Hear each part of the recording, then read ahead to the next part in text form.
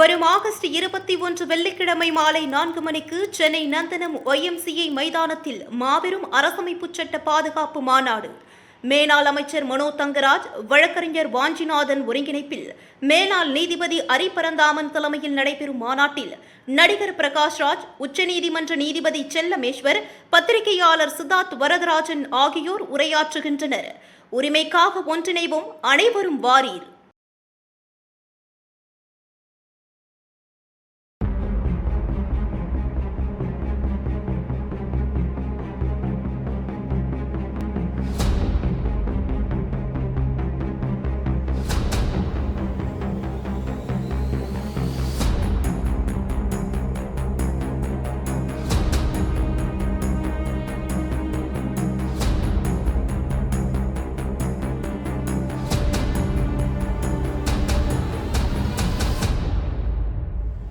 அறக்கழகம் பார்வையாளர் வணக்கம். இன்று சந்திக்கிற அரசு விமர்சகர், சமூக செயல்பாட்டாளர் திரு கவிதா சத்யமூர்த்தி.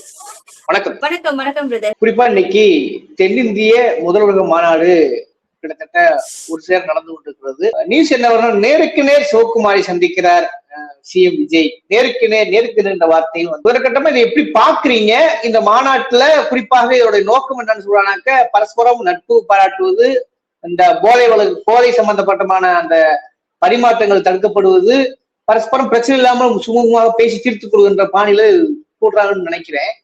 ஏதாவது நடக்க வாய்ப்பு இருக்கிறதா? எப்படி பாக்குறீங்க? முதல் முறையாக ரொம்ப அன்பா எல்லா முதல்வர்களும் ஒற்றுமையா ஒரு மாநாடு நடக்குது. அது விஜய் வந்ததுக்கு அப்புறம் தான் இந்த மாதிரி ஒரு மாற்றங்கள் நிகழ்ந்திருக்கு. ரொம்ப பெருமையா இருக்கு. காலையில முதல்வர் அவர்கள் போய் அமித்ஷா அவர்களை சந்திச்சாரு, பொக்கே கொடுத்தாரு, டிஃபன் பாக்ஸ்ல ஏதோ கொடுத்தாரு. நம்மளுடைய பாரம்பரிய உணவா என்னன்னு தெரியல. நம்ம பொதுவா நமக்கு ஒரு பண்பாடு இருக்குல்ல, விருந்தாளிகளை விருந்தோம்பல் நம்ம சிறப்பாகவே செய்வோம். அது ரொம்ப சிறப்பாவே பண்ணிட்டு இருக்கிறாரு. சந்தோஷம். இந்த நேருக்கு நேர் பாக்குறாரு அப்படின்றது இது ஒரு அகைன் சேம் அதே ஃபார்முலா தான். சேம் பழைய அந்த போன ரீல தான் ஓட்ட பாக்குறாங்க. நேருக்கு நேர் பாக்குறாங்க. அப்போ இவர் விஜய் சார் எல்லாமே கேட்டுருவாரு. DK சிவகுமார் சார் எல்லாத்துக்கும் பதில் சொல்லி ஆகணும். அவங்க இங்க வந்திருக்காங்க. இது ஒரு சினிமா பாணியிலேயே பேசுறது தானே தவிர இந்த ஒரு சுக்கும் நடக்க போறது இல்லைன்றது வேற விஷயம். ரெண்டாவது, தென்மண்டல இந்த ஒரு புதுசா ஒரு குரூப் ஒண்ணு ஃபார்ம் பண்ணிருக்காங்கல்ல. நமக்கு தேவையான உரிமைகள் வந்தா நமக்கு சந்தோஷம். நம்ம அதை தான் கேட்கிறோம். யாரு கொண்டுட்டு வந்தாலும் நீட் விலக்கோ இல்ல விவசாயிகள் பிரச்சனையோ காவேரி இஷ்யூவோ தீர்த்து தந்தவங்க நமக்கு சிறப்பு தான். நம்ம அது தரும்போது வேண்டான்னு சொல்ல போறது இல்லை நம்ம ஐயோ வந்துடுச்சுன்னு வருத்தப்பட போறதும் கிடையாது. நம்ம எல்லாம் சாமானிய மக்கள். ஆனா இப்ப இங்க என்ன விஷயம் இங்க கிரியேட் பண்ணணும்னு நினைக்கிறாங்க, என்ன பேச போறாங்க, இதெல்லாம் இப்ப வரைக்கும் நமக்கு தெரியாது. இனிமேல் தான் தெரியும். அதுவும் முதல்வர் வாய் திறப்பாரான்னு தெரியல. உள்ள ஒருவேளை ரிப்போர்ட்டர்ஸ்க்கு எல்லாம் பெர்மிஷன் இருந்துச்சு, அவங்க வெளியே சொல்லலாம் உள்ள மீட்டிங் என்ன நடந்துச்சு, என்ன பேசினாங்க வச்சாங்க அப்படின்ட்டு. அமித்ஷா அவர்கள் தலைவரா இருக்கிறாரு இந்த கவுன்சிலுக்கு. விஜய் அவர்கள் துணை தலைவரா இருக்கிறாரு. இப்போ நீங்க நம்பணும், தாவேகாவும் பாஜகவும் கூட்டணி இல்ல. விஜய பார்த்து பயந்து அவருக்கு ஒரு துணை தலைவர் பதவி கொடுத்திருக்காங்களே தவிர மத்தபடி பாஜக வேற, தாவேகா வேற. சோ நிச்சயமா தமிழ்நாட்டுக்கு ரொம்ப நல்லது செஞ்சுட்டு இருக்காங்க. பாஜக ஒன்றிய அரசு கிட்டத்தட்ட ஒரு 12 ஆண்டு காலமும் நம்ம இந்தியாக்கே சிறப்பா பண்ணிட்டு இருக்காங்க. தமிழ்நாட்டுக்கு ரொம்ப சிறப்பா பண்ணிட்டு இருக்காங்க. சோ இது நிச்சயமாக தொடரும் அப்படின்றத எனக்கு ரொம்ப ஆணித்தரமான ஒரு நம்பிக்கை வந்துச்சு முதல் முறையா. ஓகே. இல்ல அப்ப கூட்டணி பேச்சுவார்த்தை நடக்கிறதுக்கான வாய்ப்பு இருக்கு. அப்ப டிவிகே பிஜேபி கூட்டணிங்கிறத அப்படி உறுதிப்படுத்த முடியுமா? ஏன்னா குறிப்பா இல்ல ஏன் அப்படி கேக்குறேன்னா, குறிப்பா இப்ப இன்னொரு விஷயம் நடந்துச்சு. கர்நாடகத்துல 3 தமிழ் சுட்டுக்கொள்ள ஏதோ ஒரு வகையில கொலை செய்யப்பட்டார்கள் இல்லையா? அது குறித்து அறிக்கை கூட இல்லை. ஆனால் சிவகுமார் தைரியமா சொன்னாரு, தலையிட்டீங்கன்னா நல்லது கிடையாது என்ற அளவுக்கு எச்சரிக்கை பண்ணாரு. அப்படி இருக்கிற பொழுது அறிக்கை கூட விடாத நேரத்துல இப்ப நேருக்கு நேர் சந்திப்புங்கிறது என்ன பலன் அளிக்கும்? அப்ப டிவிகே பிஜேபி கூட்டணியா அல்லது காங்கிரஸுக்கு டிவிகே கூட்டணியா? என்ன நடக்குது? ரெண்டு நரிகளுக்கு நடுவுல சிக்கின ஆடு மாதிரிதான் இப்ப தாவேகாவோட நிலைமை இருக்கு. ஏன்னா காங்கிரஸையும் இது பண்ண முடியாது. ஆக்சுவலி இதுல போங்கானது காங்கிரஸ் தாங்க. விஜயும் இல்ல, பாஜகவும் இல்ல.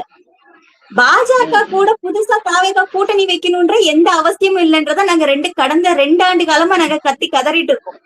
இப்ப இன்னைக்கு இந்த சம்பவம் உட்பட இப்ப இவங்க கேட்ட என்ன சொல்லுவாங்க, தாவேகா கட்சிக்காரங்களோ தாவேகா அபிமானிகளோ அவரோட ரசிகர்களோ சொல்லுவாங்க, ஏன் நீங்க வெள்ள கொடை கொண்டு போய் நிக்கலையான்னாங்க. அதுவுமே ஒரு அபத்தமான செயல் தான் வச்சுக்கோங்களேன். அதுலயும் விமர்சனம், எனக்கும் தனிப்பட்ட முறையில் அதுல விமர்சனம் இருக்கு. கொடையில எதுக்குடா வெள்ள கொடைன்னு நம்மளும் அந்த டைம்ல கேட்டோம். ஓகே, இருந்தாலும் நம்ம எது செஞ்சாலும் குத்தம் கண்டுபிடிக்கிறவங்க. சரி, அட்லீஸ்ட் இதுலயாவது அவங்களுக்கு வந்து மனநோகமா நடந்துக்குமென்ற ஒரு விஷயம் நடந்திருக்கலாம். ஆனா இங்க என்ன அப்படின்னா, நான் கெரியரை கொண்டு போய் கொடுப்பேன், சாப்பாடு கெரியரை கொண்டு போய் கொடுத்தாலும் கூட அதையும் வந்து என்னோட புத்திசாலித்தனமா பாக்குறதுக்கு ஒரு கூட்டம் இருக்கு. பாஜக கூட புதுசா கூட்டணி வைக்க வேண்டிய அவசியம் தாவேகாவுக்கு எக்காரணத்தை கொண்டும் கிடையாது. ஏன்னா தாவேகாவே பாஜக பெத்து போட்ட பிள்ளைதான். இப்ப நானே எங்க அப்பா அம்மாவோட நான் வந்து ஒரு உடன்படிக்கை எப்படி போட முடியும்? நான் உங்க கூட தான் இருப்பேன், நான் உங்களை என் அப்பா அம்மாவை தத்தெடுத்துக்கிறேன்னா உடன்படிக்கை போட முடியாது. இதே நிலைமை தான், இதே உறவு தான் பாஜகவுக்கும் தாவேகாக்கும். ஆனா இதுல வந்து ரொம்ப காமெடி பீஸா இருக்கிறது வந்து காங்கிரஸ் மட்டும்தான். டி.கே. சிவகுமார் அவரு நிக்கிறாரு, ஓகே, பிரச்சனை இல்லை. ஏன்னா இது வந்து மாநில முதல்வரோட மாநாடு அப்படிங்கும் போது ஒரு மாநிலத்தோட முதல்வரா அவர் வந்து கலந்துக்கிட்டாரு. கேரளா முதல்வரும் அப்படிதான் வந்து கலந்துக்கிட்டாரு. ஜோசப் விஜய் அவர்களும் அப்படியே கலந்துக்கிட்டாங்கன்னே வைப்போம். ஆனா டி.கே. சிவகுமார் பேச போற ஸ்டாண்டும், கேரளா முதல்வர் பேச போற ஸ்டாண்டும், விஜய் அவர்கள் என்ன பேச போறாருன்றதுதான் பெரிய கேள்வியா இருக்கும். அது இப்ப இந்த 2 நாள் மீட்டிங் இருக்கு அப்படின்றாங்க. இந்த 2 நாளுக்கு அப்புறம் என்ன விஷயங்கள், இவங்க என்ன பேச போறாங்க அப்படின்றது நமக்கு தெரிய போகுது. ஆனா நிச்சயமா எதிர்த்து பேச மாட்டாருன்றது மட்டும் நான் ரொம்ப உறுதியா இருக்கேன். ஏன்னா இன்னைக்கு சட்டசபையில கூட என்ன பேசியிருக்காருன்னா, ஆனந்த் அவர்கள், எங்க முதல்வருடைய குணாதிசயம் எப்படி தெரியுமா, அவர் வந்து தயாரிப்பாளரிடம் கூட 2 நிமிடம் தான் பேசுவார், ஆனால் ஒரு கொத்தனாரை பார்த்து விட்டால் 2 மணி நேரம் பேசுவார். அப்படின் போது சிவகுமாரிடம் எவ்வளவு மணி நேரம் பேசுவார்னு ஒரு கேள்வி இயல்பா வருது இல்ல? தயாரிப்பாளர்கிட்ட பேச வேண்டிய அவசியம் 250 கோடி 300 கோடி என் படத்துக்கு எது பிளாக் எவ்வளவு ஒயிட்னு பேசி முடிச்சிடலாம். கொத்தனார்கிட்ட அப்படி இல்லை. நீங்க வீடு ஏதாவது கட்ட போறதா கொத்தனாரை பார்க்க போறீங்க. அதுல நமக்கு எந்த அளவுக்கு ஒரு கேஷ் என்ன காஸ்ட் கட்டிங் பண்ண முடியுன்றதான் பேசுவோம். அதுதான் அவர் சொல்லியிருக்காரு. அவரோட புத்திசாலித்தனமா அவரோட அட்மினிஸ்ட்ரேஷன் இருக்கணும். இதை நம்ம தப்பா புரிஞ்சுக்க வேண்டிய அவசியம் இல்ல. எனக்கு என்ன சந்தோஷம்னா, எங்க அண்ணன் அட்லீஸ்ட் கொத்தனார்கிட்டயாவது 2 மணி நேரம் பேசுறாரு. அது வரைக்கும் எனக்கு ரொம்ப பரவாயில்லையே, கொத்தனார்கிட்ட 2 மணி நேரம் பேசுறாரான்னு. எப்படி நம்மளுக்கு வேலை வெட்டி இல்லாம இருக்கும், ஏதோ ஒரு கொத்தனார் வேலையோ. இப்ப நேத்தி கூட சட்டசபையில வண்டிகள் டிரைவருக்கு எல்லாம் சம்பளம் போட்டு கொடுத்துருக்காங்க. இந்த மாதிரி ஒரு டிரைவர் வேலைக்கு போயிருந்தாலும் கூட மனுஷன் பொழைச்சிக்கலாம் அப்படின்ற ஒரு நம்பிக்கை எங்க அண்ணன் கொடுத்திருக்கிறாரு மட்டும் நல்லா தெரியுது. இல்ல, கொத்தனார்கிட்ட 2 மணி நேரம் பேசுறவரு மக்களோட உரிமைக்காக எத்தனை நிமிஷம் பேசினாருன்றது நாங்க கேள்வியா வைக்கிறோம். நீட் விலக்க பத்தியோ, விவசாய கடன் தள்ளுபடி பத்தியோ, இந்த மாதிரி போதைப் பொருள் கலாச்சாரம் இன்னைக்கு அதிகமாக இருக்கு, ரவுடிசம் அதிகமா இருக்கு, உங்க கட்சிக்காரங்களே அதிகமான தவறுகள்ல ஈடுபட்டு இருக்காங்க, உங்க கட்சி டேக் வச்சு தவறு பண்ணிட்டு இருக்காங்க. இதுக்கெல்லாம் வாயை திறக்காத முதல்வர் அவர் 2 மணி நேரம் கொத்தனாருக்கு பேசுறது இருக்கட்டும், கில்லி சரத்துக்கிட்ட ஒரு 2 நிமிஷம் பேசினாரான்னு நான் கேக்குறேன். இவ்வளவு பெரிய ஒரு மேல ஒரு அலிகேஷன் வந்துச்சு. அந்த அலிகேஷனுக்கு இவர் என்ன கேள்வி கேட்டாரு நாங்க முன்வைக்கிறோம். ஜெகதீஸ்வரி அவ்வளவு தூரத்துக்கு ஆடியோ ரிலீஸ் ஆச்சு. ஜெகதீஸ்வரி கிட்ட இவங்க ஒரு 2 நிமிஷம் பேசினாரா முதல்வராட்டோ, கட்சி தலைவராட்டோ, அண்ணனாட்டோ, நீங்க என்ன இந்த மாதிரிலாம் பேசுறீங்க அப்படின்னு கூப்பிட்டு ஏதாவது வான் பண்ணாரா அப்படின்னு நான் தெரிஞ்சுக்க ஆசைப்படுறேன். நேற்றுக்கு தாகிரா வந்து பெண்களுக்கு பாதுகாப்புன்னு சொன்னாங்களே, இதே தாகிரா கிட்டதான் விஜய் மோகனை பத்தி கம்ப்ளைண்ட் போச்சு. நீங்க என்ன நடவடிக்கை எடுத்தீங்க தாகிரான்னு சொல்லிட்டு இதே முதல்வர் கேட்டாரா அப்படின்னு நான் தெரிஞ்சுக்க ஆசைப்படுறேன். அவர் கொத்தனார் கிட்ட 2 மணி நேரம் பேசட்டும், அவர் வீட்டு எலக்ட்ரிஷியன் கிட்ட 4 மணி நேரம் பேசட்டும், அதெல்லாம் எங்களுக்கு பிரச்சனையே இல்லை. எங்களுக்கு தமிழர்களா, தமிழ்நாட்டு மக்களுக்கான பிரச்சனைக்காக இவர் எவ்வளவு நேரம் பேசுறாரு, என்ன பேசுறாரு மட்டும் தெரிஞ்சுக்கிட்டா போதும். அதுவே இந்த 3 வருஷத்துல அவர் சொல்லவே இல்லையே, ரிப்போர்ட்டர்ஸ் அவர் சந்திக்கவே இல்லையே, ரீல்ஸ்லயே தானே ஓட்டிட்டு இருக்காங்க. இப்ப என்னன்னா, நேத்திக்கு வந்து பாட்டுக்கு பாட்டு நடந்திருக்கு சட்டமன்றத்துல. பாட்டு பாட தெரிஞ்சவங்க பாட்டு பாடுறாங்க. புசி ஆனந்தையாக்கு பாட தெரியாது, என்னோட பேசுறதே பாடல் மாதிரிதான் இருக்கும். அதனால அவரால் முடிஞ்ச புகழாரத்தை அவர் சூட்டிட்டு போயிருக்கிறாரு. ஆனா இது என்னன்னா, இந்த வடிவேல் சொன்ன நான் சிவனே தானடா இருந்தேன் அப்படிம்பாரு, அந்த மாதிரி ஜோசப் விஜய் அவர்களுடைய நிலைமை. ஏன்னா இவங்கள நாங்க புகழாரம் வைக்கிறோம் சொல்லிட்டு அவருக்கு மேல விமர்சனம் வர்ற மாதிரியே தான் பேசிட்டு இருக்கிறாங்க. இதை நம்ம கேள்வி கேட்டோம்னா, நீங்க இந்த மாதிரி எல்லாம் பேசுறீங்களே, ஒரு முதல்வர்னு பார்க்காம வந்து கிண்டல் கேலி பண்றீங்களே. நாங்க கிண்டல் கேலி பண்ணல, உங்க ஆளுங்க கிண்டல் கேலி பண்றதுக்கான பாயிண்ட்ஸ் எங்களுக்கு எடுத்து கொடுத்துட்டு இருக்காங்கல்ல. அதுல நீங்க போய் கமெண்ட்ஸ் பாருங்க. இந்த பக்கம் ஒரு பத்திரிகை போட்ட செய்தி தான் இவர் புசி ஆனந்தோட பேசி நிறைய பேர் போட்டிருக்காங்க. அதுக்கு கீழே வர கமெண்ட்டை தயவு செஞ்சு தாவேக்காரங்க படிக்காதீங்க, விஜய் அவர்கள் பார்வைக்கு கொண்டுட்டு போயிடாதீங்கன்னு தான் கெஞ்சி கேட்க தோணுது. இல்ல, இப்போ குறிப்பா இந்த போதை சம்பந்தமா பேசும் பொழுது இந்த மாநாடுத்தின் நோக்கத்துல அது ஒரு மிக முக்கியமான நோக்கம் சொல்றாங்க. உங்களுக்கு கூட ஒரு வீடியோ பார்த்திருப்பீங்க. திருப்பூர்ல இருக்கட்டும், மற்ற இடங்கள், இப்ப அமுதன் கொலையா இருக்கட்டும், எல்லாமே போலீஸ்க்கு இன்ஃபார்ம் பண்ணனால அந்த நடவடிக்கை எடுத்தனால அந்த அம்மா வந்து சஸ்பெண்ட் செய்யப்பட்டிருக்காங்க. இன்னொருத்தர் வந்து உயிரே போயிருக்கு. அப்ப கிரவுண்ட்ல வந்து நிலைமை வேற மாதிரியா இருக்குது. ஆனா பேச்சுவார்த்தை முதல்வர் அமித்ஷா எல்லாம் கூடிப்பா. ஏன்னா அமித்ஷா பேசும்போது இன்னொன்று ஒரு விமர்சனத்தை முன்வைக்க வேண்டிய கட்டாயம் இருக்கிறது. இந்த போதை வந்து எங்க இருந்து வருதுன்னா முழுக்க முழுக்க அதானி துறைமுகத்தின் தான் அதிகமாக ஸ்ப்ரெட் ஆகிறதா சொல்றாங்க, ஒரு விமர்சனம் வைக்கப்படுகிறது. அந்த சூழல்ல இந்த ஒன்று கூடுதல் கூட்டம் எந்த அளவுக்கு பயன்பாடா இருக்குன்னு நம்ம நம்புறோம். ஏதாவது பேசினா புடிச்சு உள்ள போட்டுருவாங்க, ஏதாவது நம்ம சந்தேகத்தை கேட்டா அவதூறு பேசுறேன்னு சொல்லுவாங்க.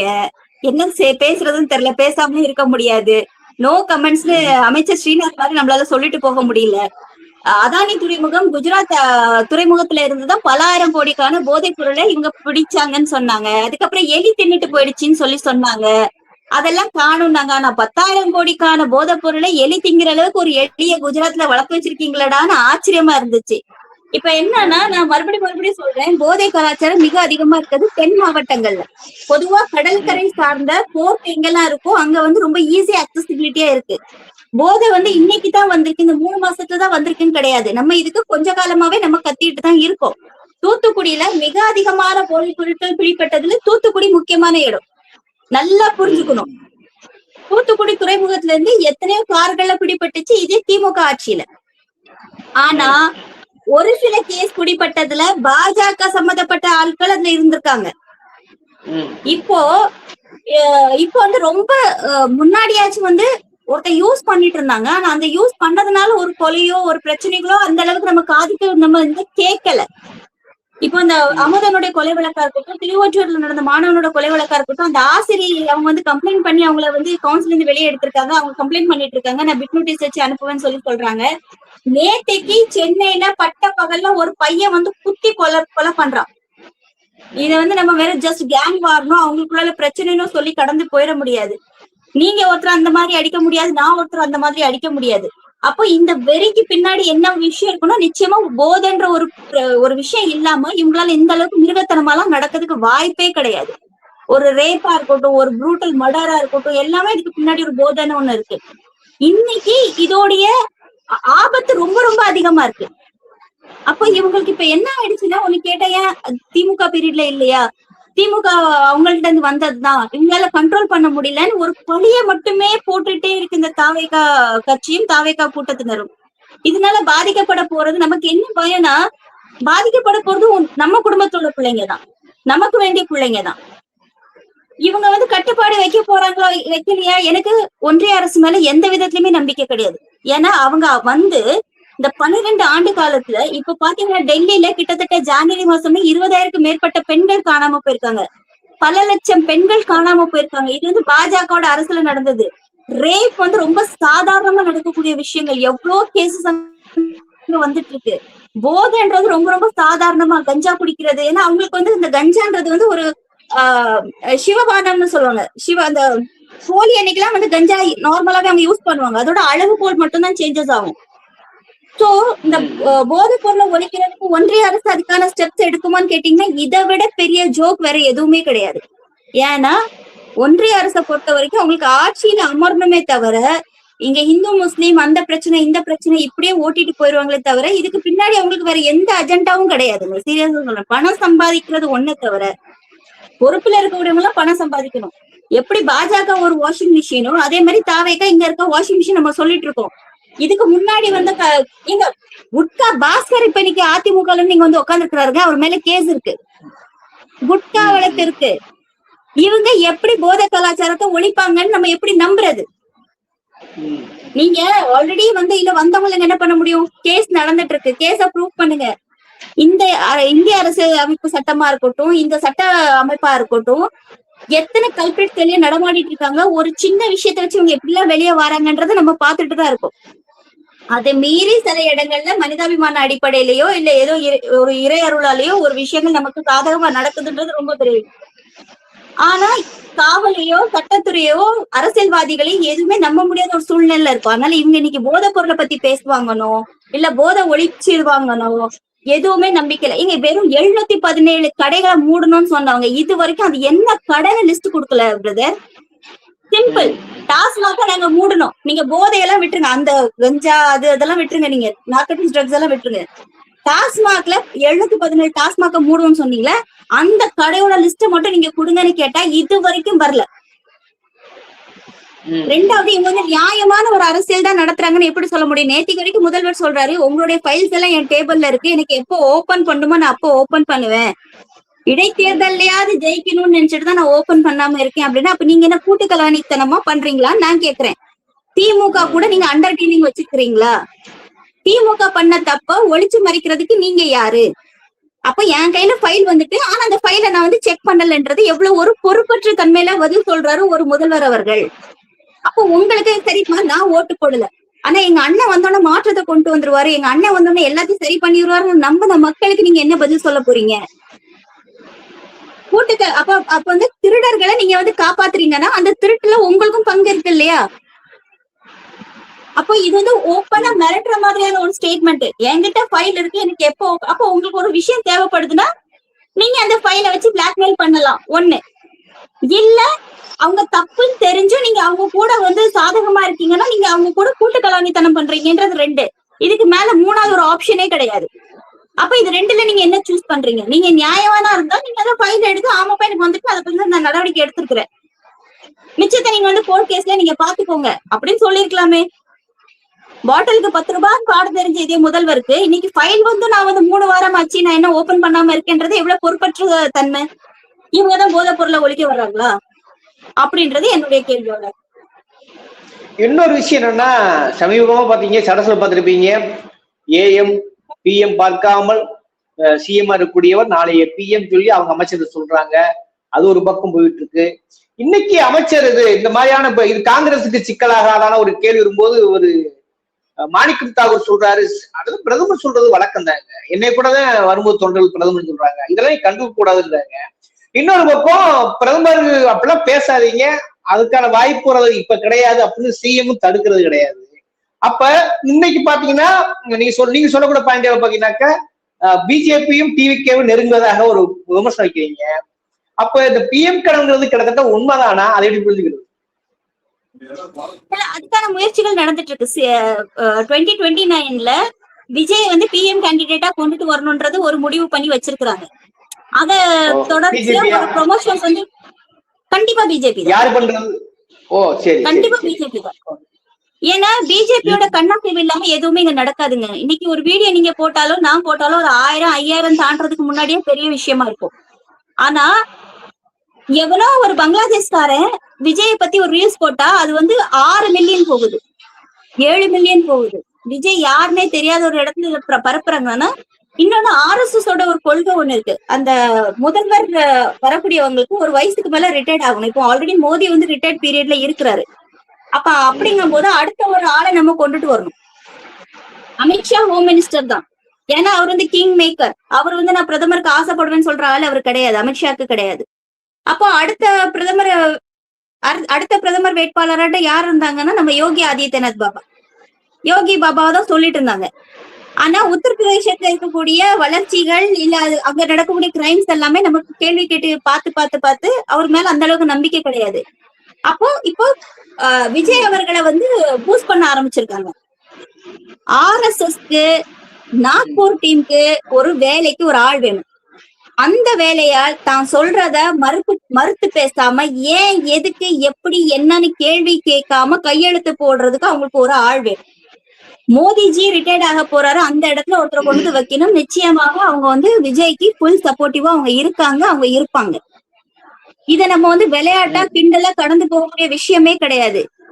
இவங்க காங்கிரஸ அரவணைச்சு வச்சதே திமுகவை சுக்கு நூறா உடைக்கணும் தான், வேற எந்த மோட்டிவும் இல்லை. இவங்களுக்கு காங்கிரஸ்ல உள்ள ஆட்கள் தான் வரணும், இல்ல காங்கிரஸ்ல உள்ளவங்களுக்கு தான் நம்ம பதவி கொடுக்கணும் எந்த அவசியமும் இல்ல.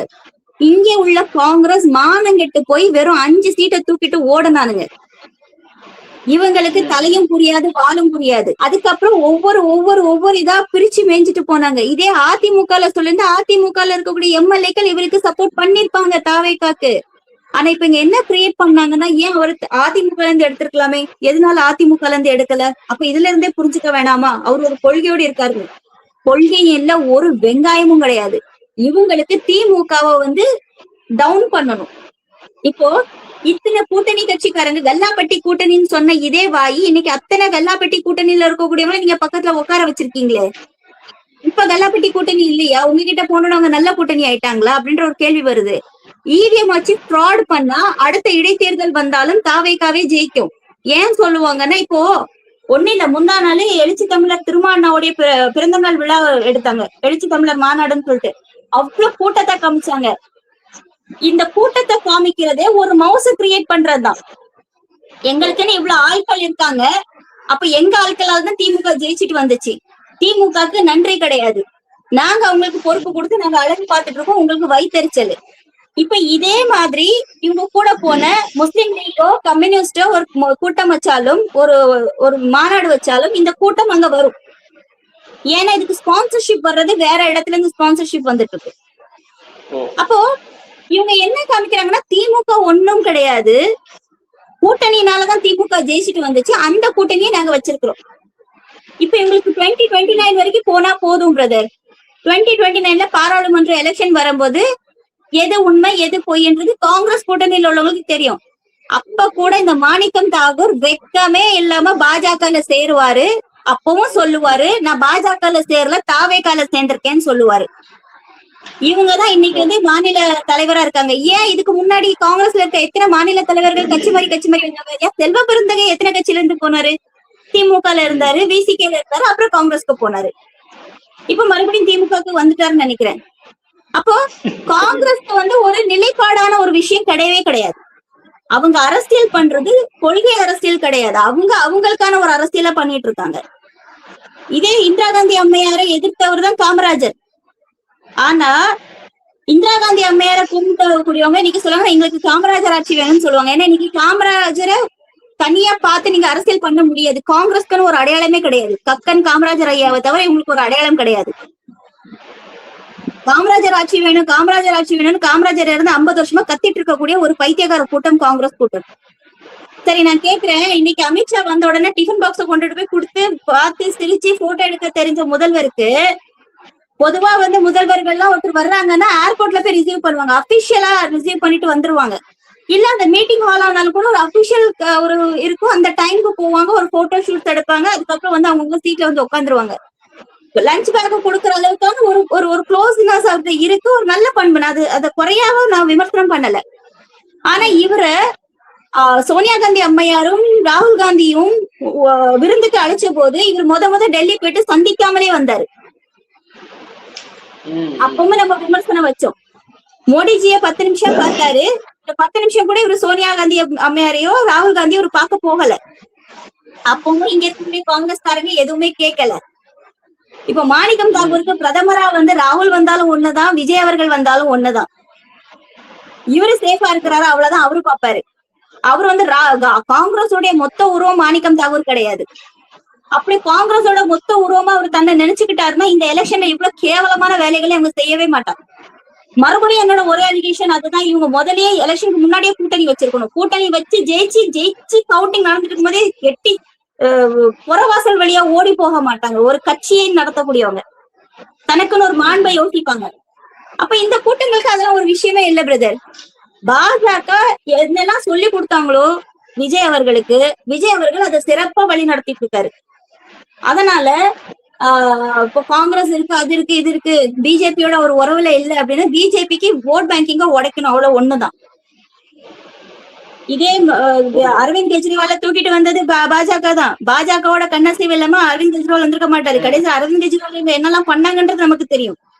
ஒண்ணுமே இல்லாம எப்படி உள்ள உட்கார வச்சாங்கன்னு தெரியும். சோ பிஜேபி வந்து ரொம்ப பவர்ஃபுல்லான ஒரு பார்ட்டி. அவங்களுடைய கண்ணசைவு இல்லாம இது நடக்கிறதுக்கு வாய்ப்பு இல்லை. நிச்சயமாக அடுத்த பிரதமர் வேட்பாளர் விஜய் அவர்கள் ஒரு ப்ரொபகண்டா பண்றாங்க, அதை நோக்கி அவங்க பயணப்பட்டு இருக்காங்க. இப்போ இந்த கவுன்சில் இங்க 2026 நடந்த விஷயமும் அதுதான். இனி இந்த மீட்டிங்ல இருந்து விஜய் அவர்களுக்கு ஒரு மிக பவர்ஃபுல்லான ஒரு நேம கிரியேட் பண்ணுவாங்க பாருங்க. இதே அமித்ஷாஜி டெல்லி போய் விஜய் பத்தி மிக பெருமையா பேச போறாரு. அதுக்கப்புறம் இந்த 2029ல இந்த களம் டோட்டலா சேஞ்ச் ஆகும். அப்போ ஒரு உண்மையான முகமுடிய காட்டுவாங்கன்னு எதிர்பார்க்கிறோம், அவ்வளவுதான். ஓகே, நீ சொல்லக்கூடியது வந்து வெறும் இது வந்து தென்னிந்திய முதல்வர்கள் மாநாடு அல்ல, அதையும் தாண்டி PM கனவை நோக்கி பிஜேபி உந்தி தள்ளுகிறது விஜயை அப்படிங்கிற சொல்லுகிற செய்திதான் அநேகமாக அதிர்ச்சியா இருக்கிறது. இந்த காங்கிரஸ் எப்படி எதிர்கொள்ளப்போ காங்கிரஸ் அநேகமாக வந்து ரொம்ப கேலிக்கூத்தாகத்தான் அணுகிறது என்று நினைக்கிறேன். அவர் சொல்லக்கூடிய விஷயங்கள்லாம் பார்க்க அப்படிதான் தெரிகிறது. அதை ஏதோ ஒரு வகையில காங்கிரஸ் பலியாக போகுதுன்னு தெரிகிறது. ஆனாலும் கூட ஜனநாயகம், சமூக நீதி எல்லாம் நாளைக்கு என்ன ஆக போகின்ற ஒரு கேள்வி இயல்பாக விமர்சனம் முன்வைத்துக் கொண்டிருக்கிறார்கள். உங்கள் விமர்சனங்களை அப்படியே மக்கள் பாதிக்கு விட்டுவிடு விவாத சொல்ல அரசுக்கு நேரம் ஒதுக்கி.